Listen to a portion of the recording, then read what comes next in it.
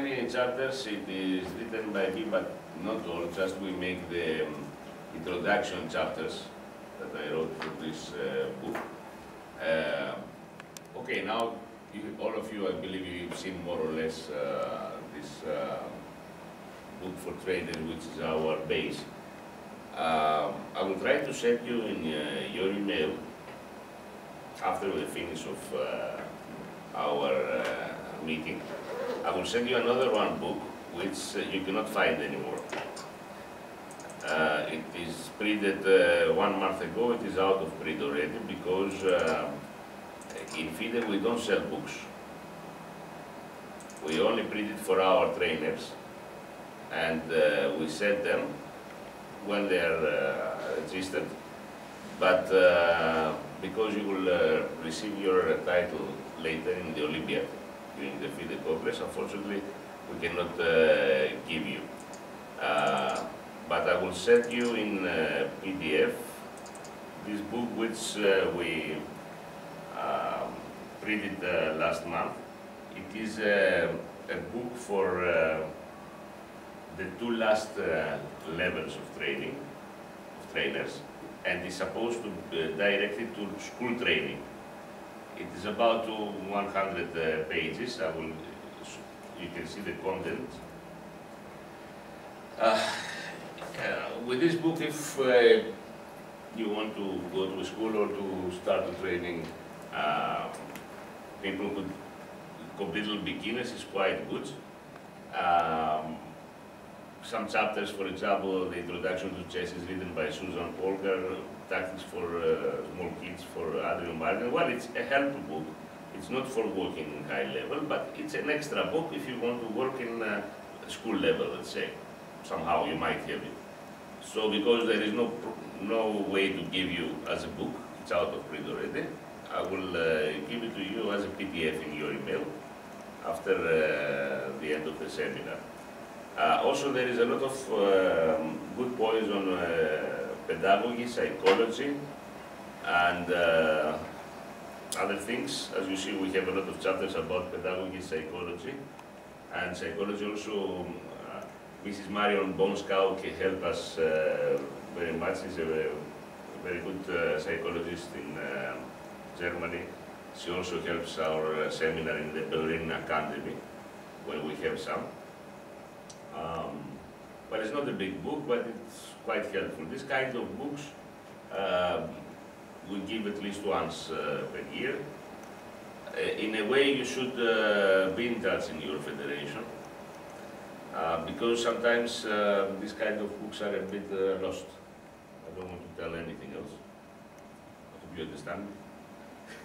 We notice that sometimes the books are not going to their owners, but okay. Anyway, we're informing. So, what we want to do with the Middlegame and game theory. Actually, 30 years ago, there was only one theory that was coming to our mind when we're talking about chess theory, the opening theory. That was quite common, mostly in the West, and I'm using again the word West, which is nothing to do with today's world, but we have to separate somehow the thought. Because in our mind we should have also the Soviet, the ex-Soviet school of treating the beginner and generally the chess player, which I told you the Soviet school were saying that everything is starting from behind. I mean, you teach the kid and everybody in the pioneer palaces what they have by fewer pieces as is possible. The West attitude, what they were using is they try to teach from the front, from all the pieces, and I think in the years it was better worked the Soviet philosophy because it's much more easier for beginners to learn chess with fewer pieces on the board, or to learn one by one to use them. And you can see a lot of acceptable players in the ex-Soviet Union countries which they don't know anything about opening theory, but they still can play the game quite well. This happened because they didn't have no time to go to the opening, or they left their Pioneer Palace or the training school before they were reaching this level. But still they know how to play the game.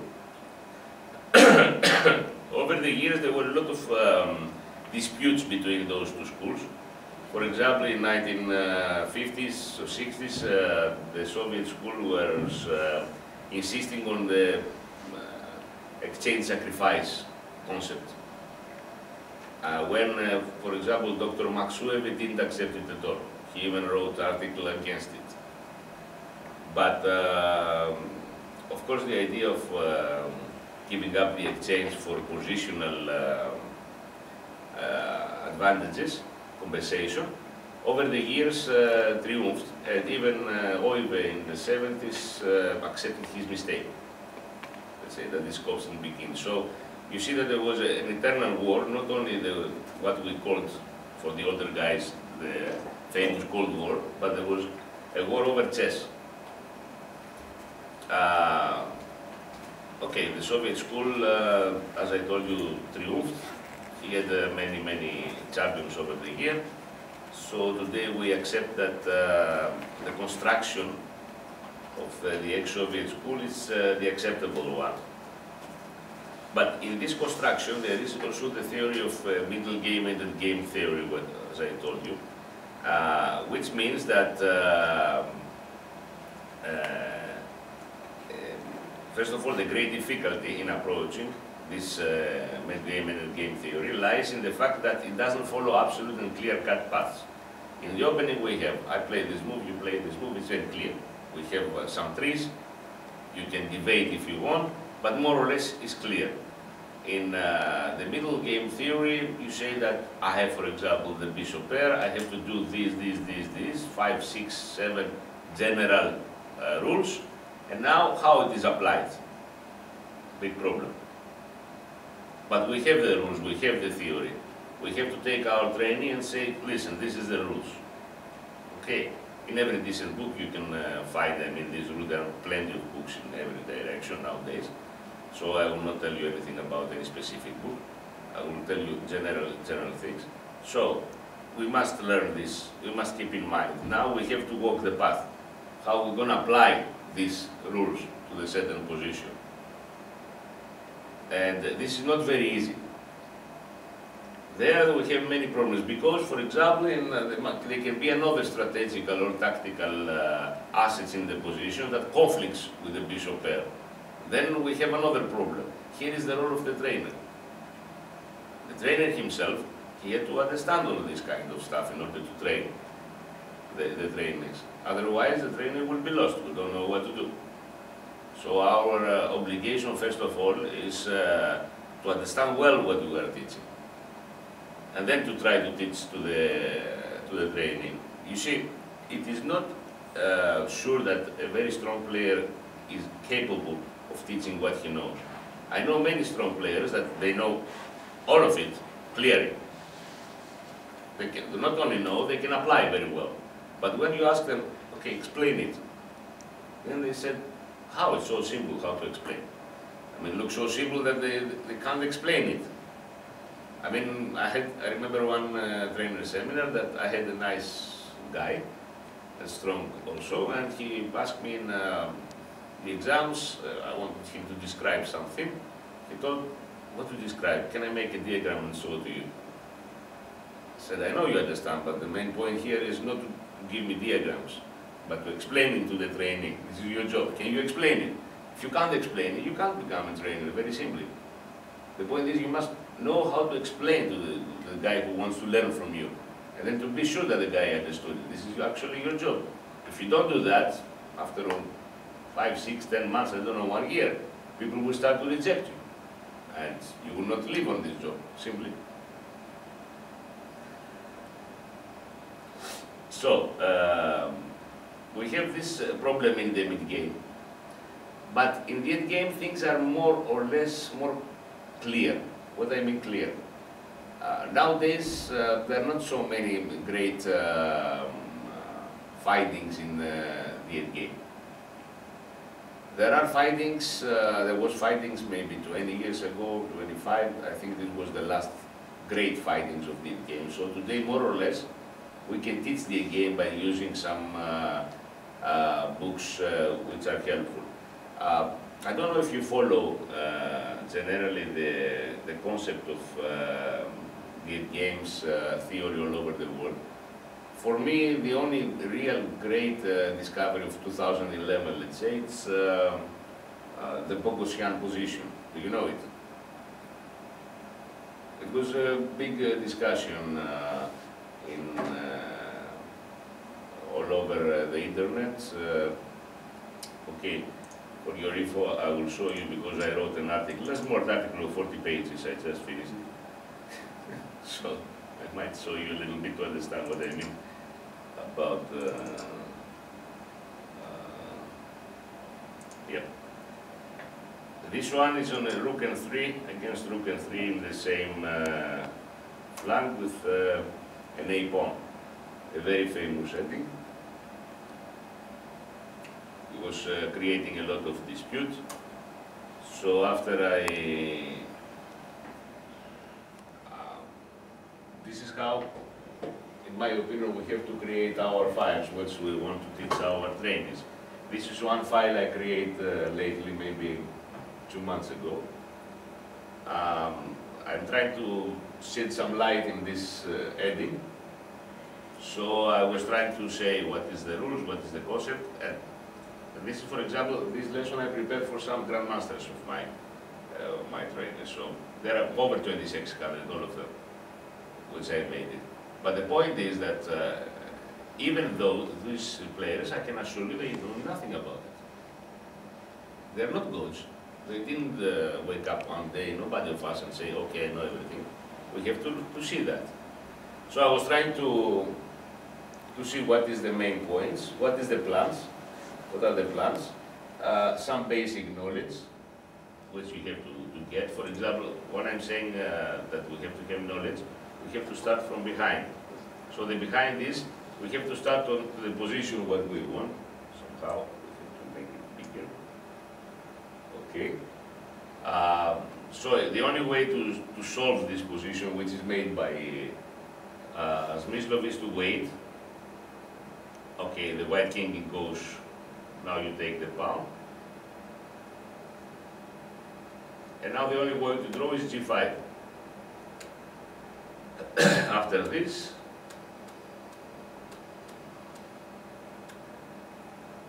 and now look at the position, looks like completely winning, but like this, and now this is positional draw. So actually, by learning quite well this study, in a lot of positions, they're gonna meet how to save this position, they know how to do it. So we have to show what we're aiming.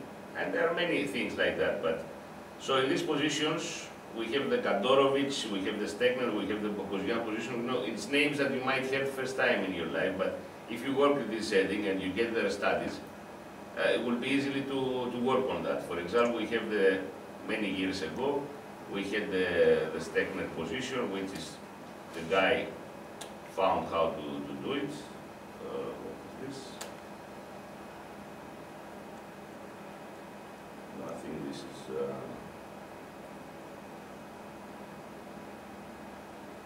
King f6, for example, and now like this, and now this the Stekner position is after this here, it's this move, King c4. Oh, this is the only winning move, and this they call it nowadays the Stekner maneuver or move. The King c5 is a draw, but the idea of King c4 is the king goes to b3 and rook goes to c4 and a4. And for example, like this, King b3, that's the idea. And now this position only move King c3. Okay, this position we have to make another work with our training because 3 pawns against the rook. Black can win. Black is losing in this position. Yeah, but only one move. For example, if you play rook f7, the edging gives a draw with rook f7 in this position. You must play sharp. Yeah, but you see, the most easy is to use the table basis of 5 and 6 pieces nowadays. There are according to 6, so they easily can assure you that it's a winning. For example, if I add an engine here, which is, let's say, Rivka, doesn't matter on the engine. For me, all these engines are about the same. Dini, Rivka, Fritz, it's about the same. Sorry to interrupt you, but is this analysis available somewhere online? I've seen it, but I'd like to make a reference. Of course, there are many references online. There was also an analysis of this position in one of my books that was in 2008. It was a book in a book of Goretsky. You can find in every book really this position. It's not a big deal. But this is not what I'm telling the discovery. This is not a new discovery. I mean how it goes up. And now we try to find the Pogosyan, what I told you. Here in November 2011, a guy called Pogosyan Vartan found that in this position black draws with G5. And he backed his analysis with very big material, and the guy is correct. Very simply, but this was discovered only, this position was supposed to be lost because of the Stegner position. That next move you go king c4, if he takes a pawn, rook c7, a7, king c4 wins. And everybody thought this position is lost. But the guy came out because the edges cannot really help you here. So the guy found that g5 is a draw, and after, okay, there is a lot of analysis which you have to see with your trainees, and after king d5, the only move is g4. G takes a4 is losing, there is a lot of analysis, but you cannot remember all of it. It's normally, we don't ask from anybody to remember, but he has to understand what is the main points. And then we have, for example, this g4, we make the analysis, and now, for example, my file goes pawn on the 7th rank, what we do, the pawn on the 6th rank, what we do, the pawn not yet on the 6th and 7th rank, what we do, and interesting cases. You see there is a lot of big analysis in one small article and one small thing, let's say rook and day. Okay, is it so important? Well, I tell you, I saw last year, I was in Khadimassis for the FIDE World Cup, and I saw the game Bakro-Robson, where Robson could qualify if he knows how to play this position. Robson is a well-known grandmaster of 26 plus. He didn't understand nothing about it. Not at all, like he didn't show in his life. Okay, Bakro played also another maybe 10 inaccuracies. But Bakro played 11. The critical one which he lost the game. He even in the end, after so many inaccuracies, because the analysis is big here, as you see, we need about 1 hour to see the whole analysis, maybe more. But the critical file, it's also here, which he didn't know the soldering. A very typical thing for pawn ending, where the king should move before the pawn in order to stop the enemy king to come back. And the guy played h2 instead of playing the soldering with king g2. He has to stop the white king come back, and now whatever he plays, it's simply a draw. Just keep it, because it's stalemate. But the guy played immediately h2, and after check, king f2, knight, and very simple, he had to resign. But by this resignation, he was eliminated. So the ignorance of this Eddie cost him quite a few thousand. You know, so we don't know when it will really come. But this is what I mean, recent developments in endgame theory, which are very rare. How you do that? There are many ways to follow this. There are many online articles and bases where you can see. Actually, I found out this analysis of Pogosyan by luck. Let's say because I was interested to collect some games to update my material on the Endgame book I published in 2008. And I came by asking the Google some articles on this position. I came on an online survey of this Pogosyan, but not very complete, but he gave some ideas he was stating. So I was very interested on that. Then I was trying to research it. It's very simple because I wanted to have some information on that, and I came out to other interesting articles. And then you have to make the collection to see, okay, there was some wrong things, by the way, because as I told you, the agents is not really helpful. These endings, usually they give +2, +3 all the time, might be even a draw, still they give +3, might win more easily, but you cannot really trust them, it's no way. Until you get to the 6th. You get to the 6th pieces, then very easily you get info and from the table basis, and you know what's going on. And you have to push it, you have to work a lot. Okay, either work a lot is one thing. The other thing is that you can have books and read. I think that the latest version of the Dvoretsky book, which will was appearing this year, also contains this Pogosyan position. As far because Dvoretsky was writing a little bit, 2 or 3 comments on that. Carsten Miller also wrote a nice article, the Endgame expert, by using also Pogosyan analysis.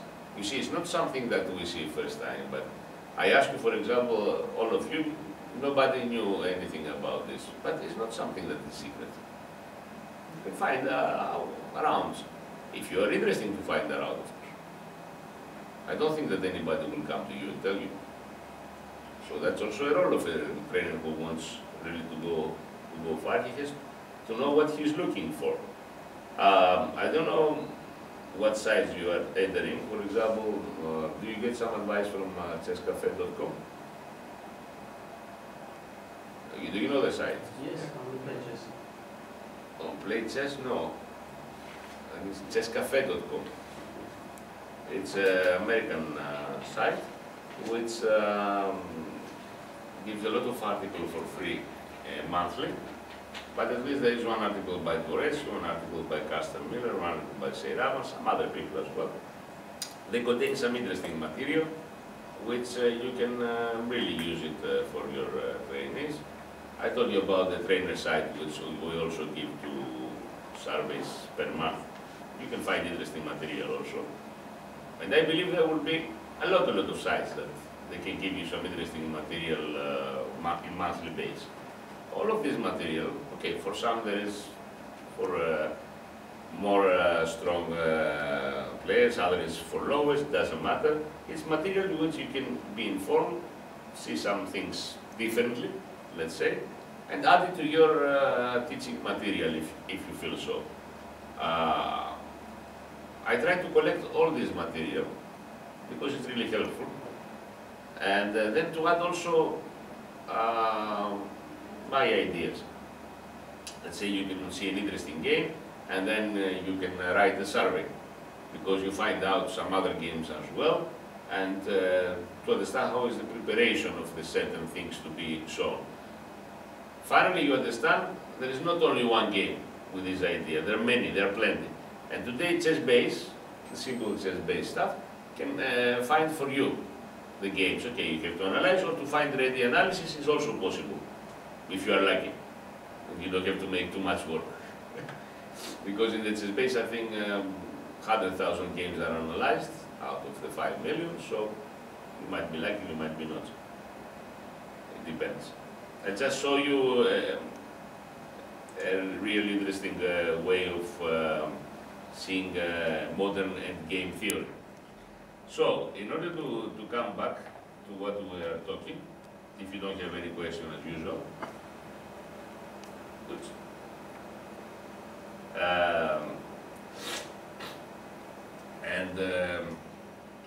So about the ending, more or less, we have nothing really to discover new. Very few stuff, and maybe one time every 5 years some strange thing like the one I show you. And in the middle game, more or less we know how to handle, I mean by using some sources that are telling us how we have about to play. And then we have to find examples, because without examples, our training will never find out what's going on. We cannot give him only the lines, we have to give him some examples how they're using it. So, okay, let's see something about the role of classics. Actually, many disputes came out if we need to include classics in our education or not. Well, I will put it like this. In everything that will follow in our life, we have to know a little bit history and how the things were developed. Chess is not out of these worlds. Still we have to know how this was developed, what happened, how we came out to this idea. At least we have to know as trainers in order to pass it to our trainees. It's good chess education. Of course, we should not ignore the good players of the today, but there are many things that help us to understand a lot in the classics. I was wondering why this happens, why we have a lot of nice examples which come from previous decades. Okay, I came to the conclusion, but what is your opinion? Well, I think today people have learned to defend a lot better. So in the past, the classics, they demonstrate how can you execute a plan, and usually in the past, generally people were defending very passively. So nowadays, this is very correct. This is very correct what you said. It's exactly the reason. Because the base of defense in these decades was very, very low. You could easily execute a plan and play alone.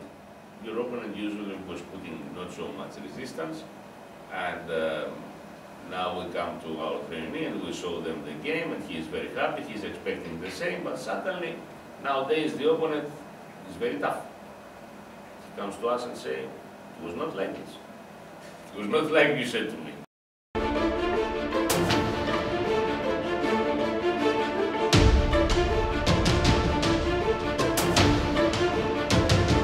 That was also what I read. I have read a very interesting book that I suggest to you by Mihai Shuba, The Dynamic Chess Strategy, which also says the same inside that unfortunately there are not games anymore that is one-sided. One is playing, the other is looking. This is finished. Everybody nowadays knows how a little bit to defend, or to defend actively. You know, because in these times they were only defending passively. So it was one way. The main idea, we have to see a lot of examples in this. Fortunately, the chess-based stuff has a lot of games of older players, let's say, and I'm sure that all of you is using chess-based, so it's nothing to work. In general, we have to study classics in two ways. The first one is Endgame and Middlegame. This is important because it's different important subjects that we can see from the games, the selected games of the greats. And we have to be also specialized to some players that it might be interest our trainees. And here your influence is quite important. I remember when I was young, my first serious trainer, let's say, that I told you yesterday, Dr. Nikolai Minev, he was a great fan of Akiba Rubinstein. And he passed it to me. There is a very good book in the market, Akiba Rubinstein, by Nikolai Minev. Because after he wrote these 2 volumes book on his life and games of Akiba Rubinstein, it's the best book you can find on Akiba Rubinstein. Another book on Akiba was, but this is Russian, wrote by Yuri Razumbayev back in 1985. But it's a small book and doesn't have a lot of things. But if you are interested in Rubinstein, I'm sure that you know these 2 book volume of Minev. So it is not a coincidence that the guy, after maybe 20 years, he wrote the life of Rubinstein, because it was the one he was admiring and he was passing to his trainees. Also, if you see the style of, say, Ravan, who was the later trainee of Nikolai Minev, it's very similar to Rubin's style. You know, it is normal to be to go on with some players that your train is proposing. Okay, it's not my will to show you games. Also, maybe we can see what's going on.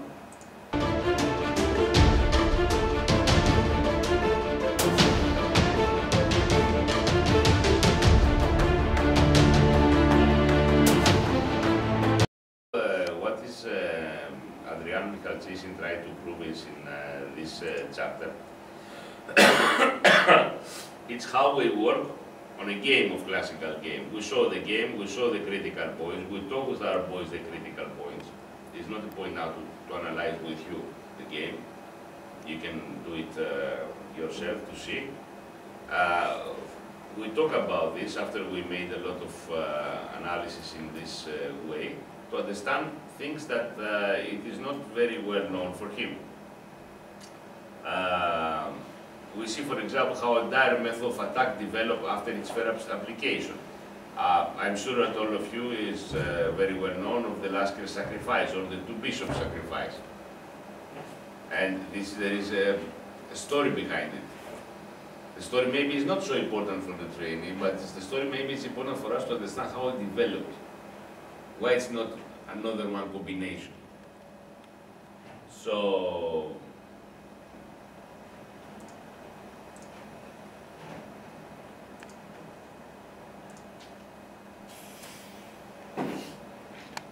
everybody knows, I think, or seen this position. Simply historical diagram in 1889, because Lasker here thought over the board how to destroy the enemy king. But Lasker didn't thought only for this. This is the scene, what we see.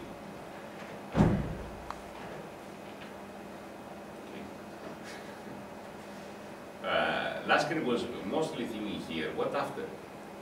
The after was concerning him. And the after in the game, because a lot of sources stop the game, I will show you after here. They stop it here and they say white wins. But the Lasker was thinking very simply about this move. This is actually, this is the move that verifies the combination. The whole combination would be not important if there was not this move. But people are looking in this move, or bishop h7 or bishop g7, and they are impressed. They like the beauty. But the most beautiful move is this, because this move verifies the combination. Without this move, black will have enough material and he will not be in danger. So this actually is the most beautiful move of the combination, because it's a double attack. It's easy to explain, it's easy to make understand. One of my boys was very proud 1 month ago. He executed the combination. Okay, when I say boys, he's young, but he's already 2400, so he was very proud. But after we analyzed, it was only a draw. And the guy destroyed his position because he was better. I asked him, why you made this? He said, I can't resist the temptation. It was too good. Okay, his opponent didn't play well and he won. But the objectivity was that the combination was not correct one, because he was destroying his advantage. He was making a draw. So this is the moves you have to solve them, to analyze. But a lot of sources stop somewhere here, I told you, after rook h3 or rook f3. And even in a lot of sources, I found after queen d7 1-0. But actually, poor Bauer here was played a lot of moves until here, after he resigned, because he was shocked. Maybe the guy understood he already became a part of history. You know, because it takes two to dance. And usually in a chess game, the one is dancing good, the other follows, in order to be a classical example. But here we have something that goes on. I mean, this is a combination that it cannot happen again. And we have this about 25 years ago, Nimcovich against Taras. It was actually the second time that the combination occurred. Yesterday we spoke about Nimčović and his My System book. But look here, for example, after this game what Nimčović played in this position, normal moves by now. Nimčović here lost 2 tempos in order to force black play g6. Today, if we see this position, white plays knight h4, g6 and knight goes back, without knowing the names, we would consider that white was a very weak player. Wouldn't we? So how they lost 2 tempos only to play g6, play g6? Could be possible. Only to weaken the diagonal. So you understand that when you write, I can show you my best 50 games, fully analyzed, very nice. You would think that I was world champion or what? Because you have not seen my other 1,000 bad games. You know, simply. So, what we know from my system, we know only the good games of Nimčović, and we say he was a very good player, but everybody had their weak moments as well. And here we see, this game, Taras completely destroyed him after he lost some tempos. Taras will play logical moves, and Nimčović was trying to play only against some weakness, as he thought, the hanging pawns. Because here, the hanging pawns by Nimčović were considered very big weaknesses.